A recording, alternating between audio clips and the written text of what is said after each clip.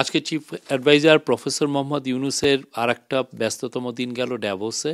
ড্যাভোসের সাথে অন্যান্য ইন্টারন্যাশনাল কনফারেন্সের একটা তফাৎটা হচ্ছে যে এখানে বোথ প্রাইভেট সেক্টর এবং পাবলিক সেক্টরের প্রচুর লোক আসেন। আজকে আমরা দেখলাম যে আর্জেন্টিনার প্রেসিডেন্ট এসছেন এবং আর্জেন্টিনার প্রেসিডেন্টকে ঘিরে খুব উত্তেজনা ছিল, প্রচুর সাংবাদিক তাকে কোশ্চেন করছিলেন।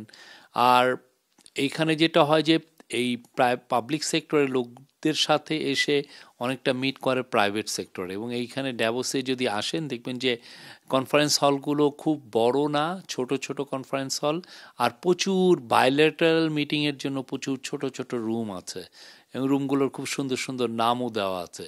সেই রুমগুলোতে যেটা হয় যে প্রাইভেট সেক্টরের সিনিয়র লিডারদের সাথে পাবলিক সেক্টরের অনেক মন্ত্রী বা হেড অফ দ্য গভর্নমেন্ট বা হেড অফ দ্য স্টেট, তাদের প্রচুর কথা হয় এবং এই কথাগুলো খুব এফেক্টিভ হয়। ড্যাভোসকে বলা হয় যে ডিল মেকিংয়ের জন্য ওয়ার্ল্ডের বেস্ট ডেস্টিনেশন। আপনি যদি ডিল মেকিং করতে চান বা আপনি যে নতুন আইডিয়া নিয়ে আসছেন এবং আইডিয়াটা খুব এফেক্টিভ হয়েছে, সেটা জানানোর জায়গা হচ্ছে ড্যাভোস।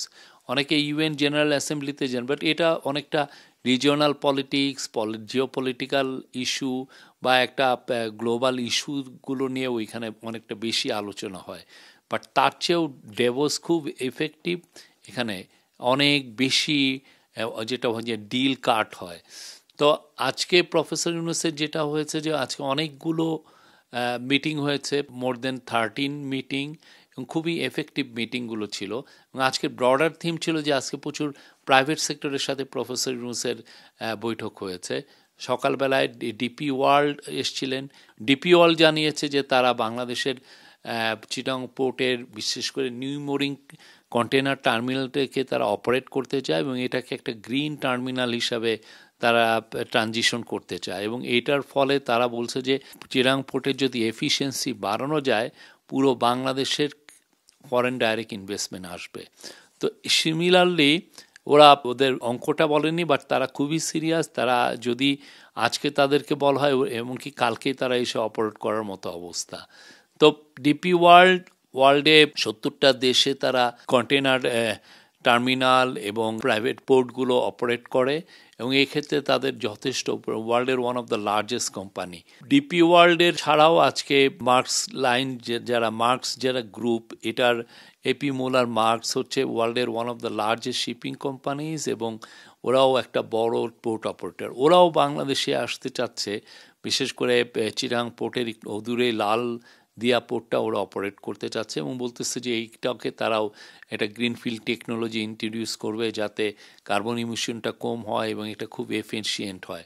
তো চিটাং পোর্টের ক্ষেত্রে প্রফেসর ইউনুসের বক্তব্য খুবই এখানে স্পষ্ট। উনি ওদেরকে বলেছেন যে উনি চিটাং পোর্টটাকে খুব এফিশিয়েন্ট করতে চান, এবং এই এফিসিয়েন্সির উপরে আসলে বাংলাদেশে কীরকম ফরেন ডাইরেক্ট ইনভেস্টমেন্ট আসবে সেটা অনেকটা নির্ভর করে। বাংলাদেশে কিছুদিন আগে কিহাকসুন ইয়াং ওয়ান কোম্পানির মালিক, উনি প্রফেসর ইউনুসের সাথে দেখা করেছেন। ওইখানে উনি একটা কথা বলেছেন যে চিটাং পোর্টের এফিসিয়েন্সি এত কম হওয়ার কারণে বাংলাদেশে হাই এন্ডের গার্মেন্টসের ম্যানুফ্যাকচারিংটা হয় না। হাই এন্ড গার্মেন্ট ম্যানুফ্যাকচারিংটা খুব দ্রুত করতে হয়, কারণ বায়াররা তাড়াতাড়ি যায় প্রোডাক্টটা। তো সেই জিনিসটা আমরা এখানে করতে পারি না। আমরা খুব বেসিক আইটেম যেমন শার্ট, প্যান্ট, এগুলো কাজ করি, বা সোয়েটার, এই কাজগুলো করি, বা ডেনিম আমরা কাজ করি বেশি, এবং এতে প্রাইসটা খুব কম হয়, আমাদের লাভটা অত বেশি হয় না। তো এই জায়গায় যদি চিটাং পোর্টের এফিসিয়েন্সি যদি ভালো হয়, তাহলে এমন হতে পারে যে আমাদের এক্সপোর্ট অর্ডার এসে ওইটা প্রসেস হয়ে আবার বায়ারের কাছে যেতে দেখা যায় যে 15-20 দিনের মধ্যে আমরা করতে পারছি, বা 15 দিনের মধ্যে করলে সেক্ষেত্রে বায়ার আরও ইন্সপায়ার্ড হবে বাংলাদেশে আসতে। তো চিটাং পোর্টের এফিসিয়েন্সির উপরে বাংলাদেশের এফডিআই, বাংলাদেশের জব গ্রোথ কতটা হবে, বাংলাদেশের ম্যানুফ্যাকচারিং হাব হয়ে ওয়ার্ল্ডের একটা বড় ম্যানুফ্যাকচারিং হাব হিসেবে এমার্জ করতে পারবে কি না, সেগুলো নির্ভর করছে। তো সেই আলোকেই দুইটা বড় কোম্পানি, ওয়ার্ল্ডের লার্জেস্ট দুইটা কোম্পানি আজকে প্রফেসর ইউনুসের সাথে দেখা করেছেন। তারা বাংলাদেশের ব্যাপারে ইন্টারেস্টেড, এবং এই তাদের যে ইন্টারেস্টটা শো করাও ওয়ার্ল্ডকে জানাচ্ছে যে না, বাংলাদেশের এখন পরিস্থিতি স্বাভাবিক, বাংলাদেশের ল অ্যান্ড অর্ডার সিচুয়েশন স্বাভাবিক। তারা এখন more and more foreign direct investment আসাটা এখন পাইপলাইনে আছে এবং অনেকে ইন্টারেস্টেড বাংলাদেশে আসতে। প্রফেসর ইউনূস বলেছেন যে চিটাগং পোর্টকে নট অনলি বাংলাদেশের জন্য, এটাকে একটা বড় পোর্ট হিসাবে, এটা রিজনের বিগেস্ট পোর্ট হিসাবে এটা এমার্জ হবে যদি আমরা এটা নিয়ে কাজ করতে পারি। এবং সেই ক্ষেত্রে এটা যেটা করবে যে নেপাল, ভুটান বা এদিকে নর্থ ইস্ট ইন্ডিয়া হোল রিজনের জন্য এটা একটা বড় পোর্ট হিসাবে আবির্ভূত হবে এবং পুরো ম্যাসিভ অ্যামাউন্ট অফ কন্টেনার এটা হ্যান্ডেল করবে। আজকে নিক ক্লেগ এসেছিলেন। স্যার নিক ক্লেগ আপনারা জানেন যে উনি ব্রিটেনের লিবারেল ডেমোক্রেটিক পার্টির প্রেসিডেন্ট ছিলেন, অনেক দিন ধরে তাদের পার্টির নেতৃত্ব দিয়েছেন এবং তার নেতৃত্বে লিবডেমরা one of the best result করে এবং সেই ক্ষেত্রে যেটা হয় যে ডেভিড ক্যামেরনের সাথে লিবডেম একটা কোয়ালিশন গভর্নমেন্ট করেছিল, সেখানে উনি ডেপুটি প্রাইম মিনিস্টার হয়েছিলেন। বাট উনি যখন পলিটিক্সটা ছেড়ে দেন তারপরে উনি মেটা, যেটা ফেসবুকের যে মাদার কোম্পানি, তার সেখানে জয়েন করেন গ্লোবাল পলিসি চিফ হিসেবে।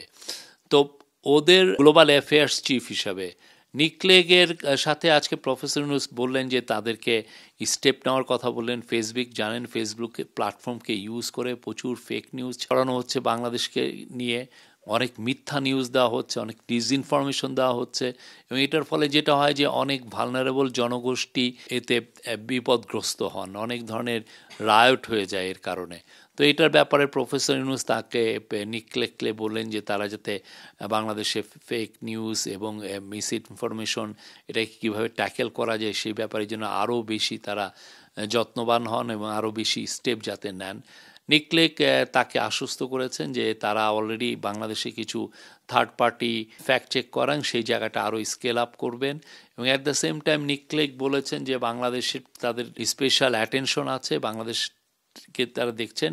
এবং কিছুদিন আগে আপনি জানেন যে মার্ক জুকারবার্গ, যে মেটার চিফ বা ফেসবুকের চিফ, উনি একটা জানিয়েছিলেন যে ফেসবুক এখন থেকে আর ফ্যাক্ট চেকিং করবে না ইউএসএ। তো এটাকে অনেকে মনে করছিলেন যে এটা কি will it be translated also in Bangladesh on other parts of the globe, এটা কি এই দেশেরগুলোর জন্য অ্যাপ্লিকেবল হবে কিনা। কিন্তু নিক ক্লেগ আজকে সরাসরি জানিয়ে গেলেন যে না, এটা বাংলাদেশের জন্য অ্যাপ্লিকেবল হবে না, বাংলাদেশে তাদের ফ্যাক্ট চেকিংটা এখনও রোবাস থাকবে এবং এই রোবাস থাকার কারণে বাংলাদেশের থেকে অনেক অনেক ধরনের যে মিথ্যা তথ্য, যে ধরনের অপপ্রচার চালানো হয় সেটার ব্যাপারে তারা ওয়াকিবহাল থাকবেন এবং তারা এটার ব্যাপারে ব্যবস্থা নেবেন। এবং প্রফেসর ইউনূস বলেন যে এই মিথ্যা তথ্যের কারণে অনেক সমস্যা তৈরি হচ্ছে এবং উনি বলেছেন যে বাংলাদেশের থেকে গত শেখ হাসিনার সময় যারা প্রচুর টাকা বাইরে পাচার করে নিয়ে গেছেন, বিলিয়নস অফ ডলার যারা পাচার করেছেন, তাদের একটা বড় টাকা এখন বাংলাদেশের বিষয়ে মিথ্যা তথ্য ছড়ানোতে ব্যয় হচ্ছে এবং এটা একটা ফ্লারিশিং ইন্ডাস্ট্রি হিসেবে এমার্জ করেছে। তো এই ব্যাপারে ফেসবুক যেহেতু একটা প্ল্যাটফর্ম, সেই ব্যাপারে প্রফেসর ইউনূস বলেছেন যে তারা যাতে এটা ব্যাপারে অ্যাকশন নেয়, যারাই মিথ্যা ছড়াবে সেই বিষয়ে ফেসবুকের উচিত এটা ফ্ল্যাগ ইন করা, সেই ব্যাপারে যথাযথ ব্যবস্থা নেওয়া। এই বিষয়গুলো ইউরোপিয়ান কান্ট্রিগুলো প্রচুর করছে, বিকজ তারা মনে করে যে এটা প্ল্যাটফর্ম, যারা ফেসবুক বা গুগল যে প্ল্যাটফর্মকে ইউজ করে মিথ্যা তথ্য ছড়াবে সেই প্ল্যাটফর্মের দায় আছে এই মিথ্যা তথ্যগুলোকে তাদের প্ল্যাটফর্ম থেকে সরিয়ে দিতে। তো এই জন্য আমরা আশা করব যে ফেসবুক এই ব্যাপারে খুব অতি সত্বর বড় একটা মুভ নিবে। আজকে অন্যান্য মিটিংগুলোর মধ্যে ওয়ার্ল্ড ব্যাংকের সাথে মিটিং ছিল। ওয়ার্ল্ড ব্যাংক আবারও জানিয়েছে যে তারা বাংলাদেশের সাথে আছে, বাংলাদেশের রিফর্মের কে তারা হেল্প করবে, বাংলাদেশের অনেক কিছুতে লেন্ডিং প্রোগ্রামটা ওরা আরও রোবাস করবে, আরও বেশি করবে এবং তারা জানিয়েছে যে যখনই তোমাদের প্রয়োজন হবে তাদেরকে জন্য আমরা তাদেরকে যাতে নক করি। এছাড়া আজকে মিটিং ছিল আলগোরের সাথে। আলগোর প্রফেসর ইউনূস, আলগোর আপনারা জানেন যে former vice president of America এবং উনি খুবই ইনফ্লুয়েন্সিয়াল ব্যক্তিত্ব আমেরিকায়। উনি যখন ভাইস প্রেসিডেন্সি ছেড়ে দিলেন তারপরে উনি একজন সাকসেসফুল এনভায়রনমেন্ট এবং ক্লাইমেট চেঞ্জ অ্যাক্টিভিস্ট হিসেবে গ্লোবাল সিনে এমার্জ করলেন এবং এখন ওনাকে সব জায়গায় দেখা যায় যে উনি ক্লাইমেট চেঞ্জ নিয়ে খুব বড় রকমের অ্যাক্টিভিজম করছেন। তো তো আল গোরের সাথে আজকে স্যারের গতকালও দেখা হয়েছিল, আজকে 1-to-1 মিটিং হয়েছে এবং সেখানে আল গোর বাংলাদেশের যে রিফর্ম প্রোগ্রামের বিষয়ে আলাপ করেছেন। উনি তার সাপোর্টটাকে জানিয়েছেন, বাংলাদেশের রিফর্ম, বাংলাদেশের সামনের ইলেকশন প্রক্রিয়াকে উনি সাপোর্ট জানিয়েছেন।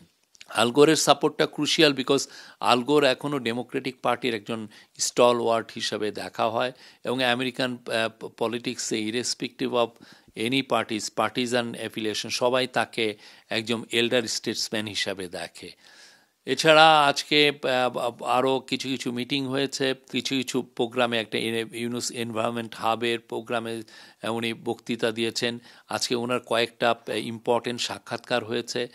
ওনাকে রয়টার সাক্ষাৎকার নিয়েছে, ওনাকে মার্টিন ওলফ, যিনি ফাইন্যান্সিয়াল টাইমসের one of the best journalist, খুবই নাম করা ওয়ার্ল্ডের বড় জার্নালিস্ট হিসেবে পরিচিত, এবং তার লেখা ওয়ার্ল্ডের সমস্ত বড় বড় সিইওরা পড়েন। মার্টিন ওলফ এবং গিডিয়ন রাহমান, তারা দুইজন তার সাক্ষাৎকার নিয়েছেন। পরবর্তীতে সিএনবিসি এবং ক্লাউস শোয়াব, যিনি এই ওয়ার্ল্ড ইকোনমিক ফোরামের যিনি সবচেয়েতে ফাউন্ডার এবং এটাকে একজন ওয়ার্ল্ডের একদম যেটা বলে যে ডিল মেকিং ক্যাপিটাল বা সবচেয়ে happening place in the world বানিয়েছেন ক্লাউস শোয়াব। ওই ক্লাউস শোয়াবও প্রফেসর ইউনুসকে ওয়ার্ল্ড ইকোনমিক ফোরামের হয়ে একটা সাক্ষাৎকার নিয়েছেন। আমি বলবো যে খুবই ঘটনাবহুল একটা দিন।